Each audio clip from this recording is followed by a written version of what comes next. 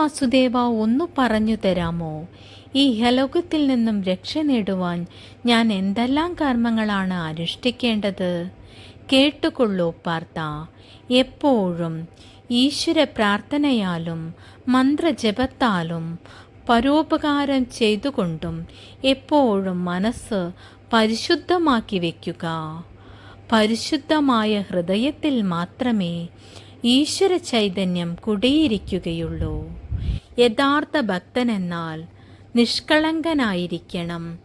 എപ്പോഴും ഭഗവാന്റെ ചിന്തയോടുകൂടി ജീവിക്കുകയും എല്ലാവരിലും ഭഗവാനെ കണ്ടുകൊണ്ട് ജീവിക്കുക. അതുവഴി മാത്രമേ നന്മയുണ്ടാകുകയുള്ളൂ. അങ്ങനെയുള്ളവൻ്റെ കൂടെ ഞാൻ എപ്പോഴും ഉണ്ടാകുന്നതാണ്. അതുകൊണ്ട് നീ എപ്പോഴും ഈശ്വര ചിന്തയോടുകൂടി ജീവിക്കുകയും സൽക്കർമ്മങ്ങൾ ചെയ്യുക, മറ്റുള്ളവർക്ക് പരോപകാരം ചെയ്യുക. സർവോപരി ഭഗവാനിൽ സമർപ്പിച്ചുകൊണ്ട് നീ ജീവിക്കുമ്പോൾ നിന്റെ ജീവിതം വളരെ ധന്യമായി തീരുന്നതാണ്. ഞാൻ എപ്പോഴും നിന്റെ കൂടെ ഉണ്ടാകുന്നതാണ്. അതിനുവേണ്ടി നീ എപ്പോഴും ശ്രമിക്കുക. ഭഗവാൻ സർവ്വവിധ ഐശ്വര്യങ്ങളും നൽകട്ടെ.